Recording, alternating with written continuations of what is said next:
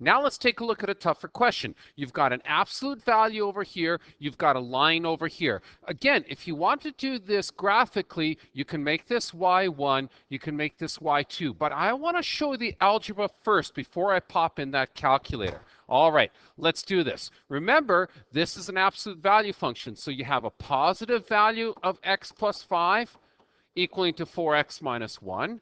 And you have a negative value of x plus 5. That's that piecewise function that we've always talked about. Okay, here we go. Let's solve this one first. So this is just plain old x plus 5 equals to 4x minus 1. Combine like terms, minus an x from here, minus an x from there. That's fine. Giving you 5 equals to 3x minus 1. Add 1 to here, add 1 to here. Check it out. You got 3x equals to 6. Divide by 3, divide by 3. You have x equals to 2. That's a possible answer. Now remember, this is a possible answer because when you're dealing with absolute values, you might get an extraneous root, an answer that doesn't work. Now here we go. There's your mailman. You got minus x minus 5 equals to 4x minus 1. Add the x to this side, add the x to that side, everything's fine, giving you minus 5 equals to 5x minus 1. Add the ones, add the ones.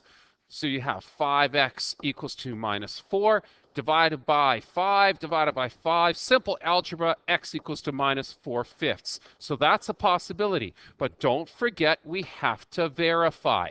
We have to verify that these guys actually work in our original equation. Now remember, our original equation was x plus 5, right, equals to 4x minus 1. Let's try the 2 first. All right, 2 plus 5, absolute value, 2 plus 5 is 7. Absolute value of 7 is just 7. Okay, equals to 4 times 2 minus 1. 4 times 2 is 8. Minus 1 equals to 7. That one works beautifully. Excellent. So that actually is an answer. Let's take a look at the other one now and see if it works. Okay, there's x plus 5, absolute value, equals to 4x minus 1. Let's chuck in, boom, boom, boom, substitution there and there. So we're going to have the absolute value of negative 4/5 plus 5. Okay, absolute value of negative 4/5 plus 5. Well, this is going to be interesting. We have to do common denominator, so negative 4/5 plus 25 over 5. This gives you positive 21/5. Okay, absolute value of that, of course, is positive 21/5. And now, 4 times negative 4/5. But wait a second. 4 times negative 4/5. Isn't this going to be a negative?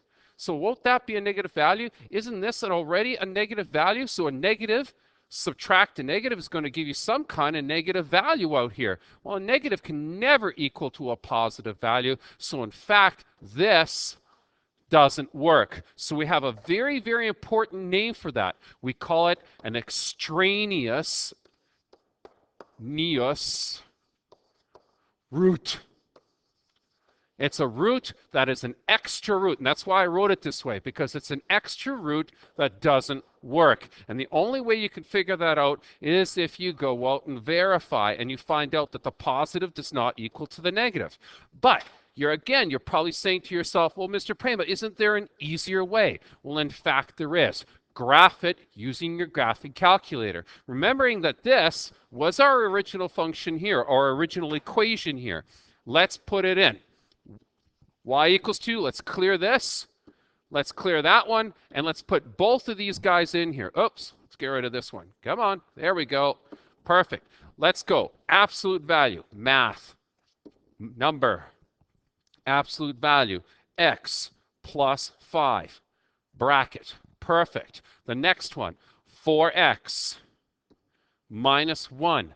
Okay, let's graph this thing and see what we get. Oh, interesting. Oh, very interesting. Look at that. Remember, the solution to this, because it's like a systems of equation, is where these guys intersect. Look, this guy comes up here and only intersects in one spot, meaning